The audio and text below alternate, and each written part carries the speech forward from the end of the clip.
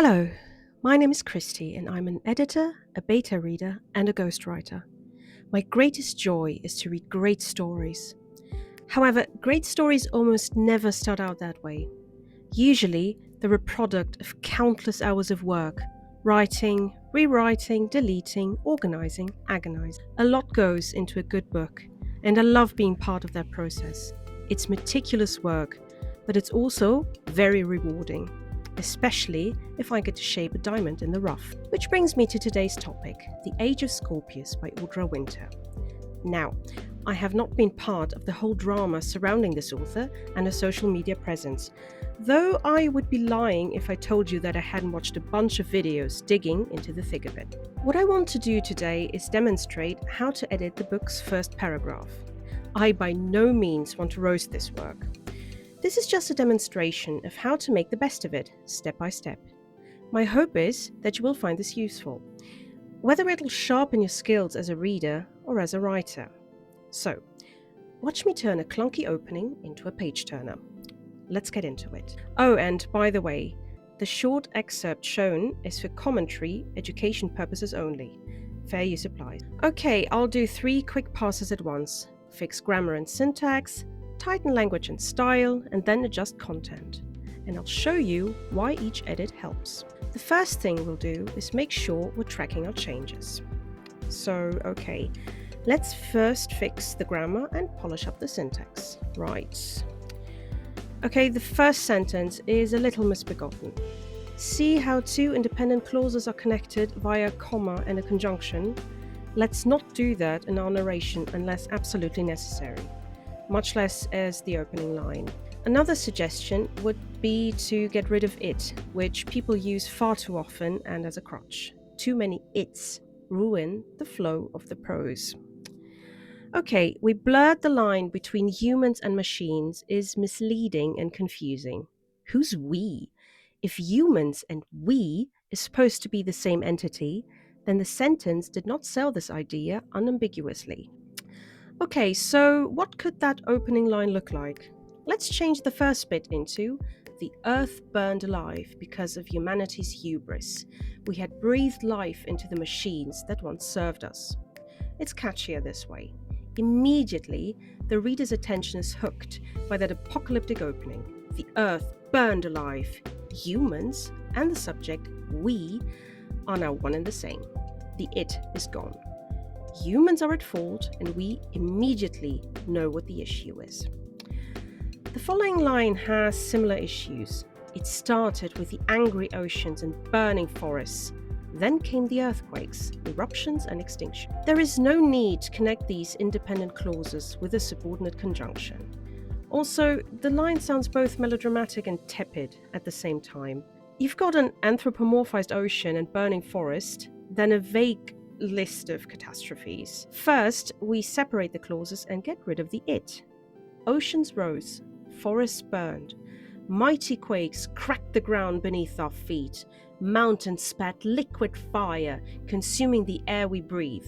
Death reigned unchallenged. The imagery is more consistent and cleaner. The pacing is also tighter because the sentences are shorter, and yet the description is personal because it tells you whom the cataclysm affected, the humans who were at fault.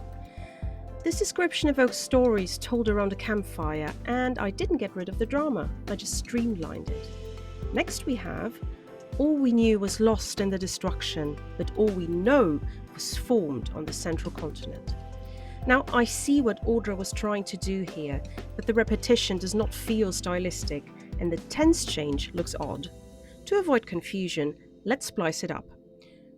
Oh, and another thing, if you can avoid passive voice, please do so. This line sounds like nobody is responsible for the destruction, that is, nobody caused it per se. That's sluggish and boring. Also, the destruction doesn't express anything really. There is no way a civilization wouldn't give the gigantic past cataclysm that was nearly an extinction level event a proper name. What I'm saying is that being specific is important if you want to create a world that feels real to your readers. How about We lost everything during this age of blackness. The central continent rose and gifted the remnants of us clean knowledge. First of all, the cataclysm has a name now. Second, the sentences are shorter and more evocative. Third, no more passive voice. No unnecessary repetitions, shorter sentences, more precise descriptions. Clean knowledge also ties into the fact that humanity had dirtied itself and the earth and was responsible for the catastrophe. Okay, the next bit sounds a little like the narrator got distracted by a bumblebee while telling the story. Humanity were known for surviving, and survive we did. Clusters of humans from all corners of the world prevailed through the disasters, and with the fall of each homeland we sought anew. The central continent welcomed us. We deemed it the guardian land for humanity. Guardian. Let's clean this up then. First, we need to get rid of all the meandering clauses and the unnecessary conjunctions. We need to tighten the prose and make it resonate more, telling it like an origin story of a new civilization, a creation myth for a nation where the ancient ones messed up and the descendants made better choices, going from a focus on destruction to one on perseverance. Also, it sounds like someone trying to imitate high fantasy prose and not quite getting it. Pro tip: be evocative, be precise, use strong nouns and verbs, but don't meander. Don't flip-flop between aloof vagueness and melodrama. If you're going to seek anew, you need to do so consistently, though I wouldn't recommend it. Okay, enough waffling, this is how I would do it. Humanity prevailed. That's what we do. From every broken shore, clusters of us endured. As each homeland fell, we sought another. The central continent took us in. We named it for what it became: protector of humankind, guardian. There's still an issue. One is the connective tissue between making machines come to life and the apocalypse. We should add a tiny little line that explains this. How about, programmed to save the world, they started by saving it from their makers. They chose their patient, Earth, and treated humanity as the infection. Now we've got, the Earth burned alive because of humanity's hubris.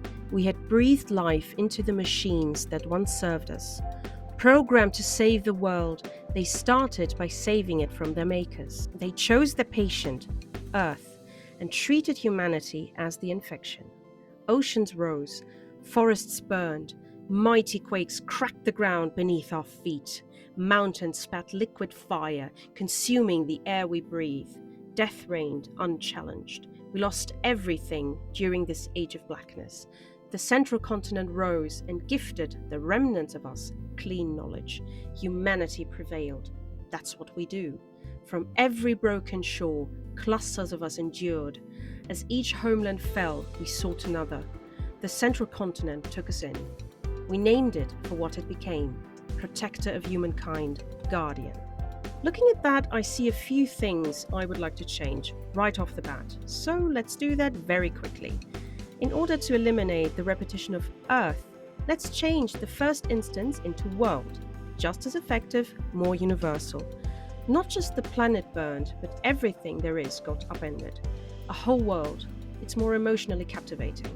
Then I'll change programmed to save the world into programmed to safeguard and protect, which erases a second world and save/saving, which we already have in the same sentence.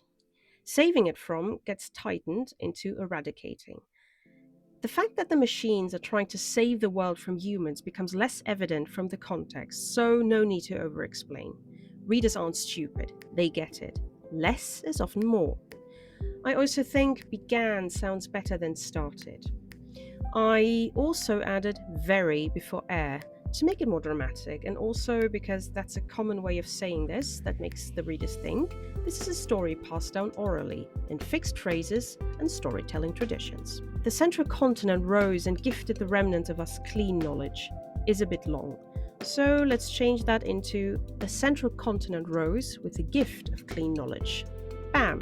Short, to the point, no meandering. Trust your readers, they get it. So now we've got the world burned alive because of humanity's hubris. We had breathed life into the machines that once served us. Programmed to safeguard and protect, they began by eradicating their makers.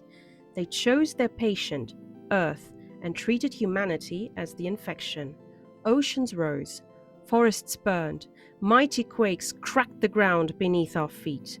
Mountains spat liquid fire, consuming the very air we breathe. Death reigned unchallenged. We lost everything during this age of blackness. The central continent rose with a gift of clean knowledge. Humanity prevailed. That's what we do. From every broken shore, clusters of us endured. As each homeland fell, we sought another. The central continent took us in. We named it for what it became: protector of humankind, guardian. Usually, I would leave comments detailing the reasons for the changes, such as tense consistency, or too vague, needs to be more concrete, or the imagery wasn't clear enough, that kind of thing. I'm not doing this here because I'm saying it out loud, so that would be redundant. Okay, so this is only the first paragraph of the book. I wanted to show you that a lot of work and thought go into even one round of editing, and this was just one round. Also, tightening your prose and making it come alive is not alchemy. There is a process to it. Often it involves shaving off the prose and deleting a bunch of unnecessary waffling.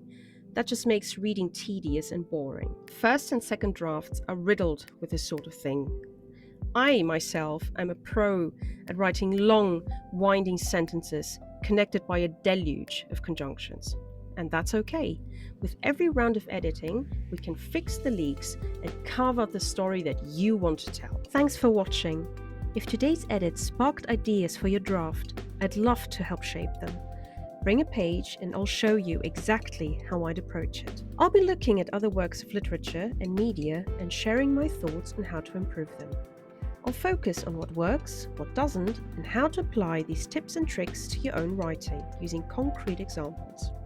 Furthermore, I will explain what metrics are used to judge what is and isn't bad writing, which go beyond personal preference. If that sounds interesting to you, stick around. And please, make sure to visit my website if you want me to beta read your manuscript or edit your story. Thanks again, and I'll see you around.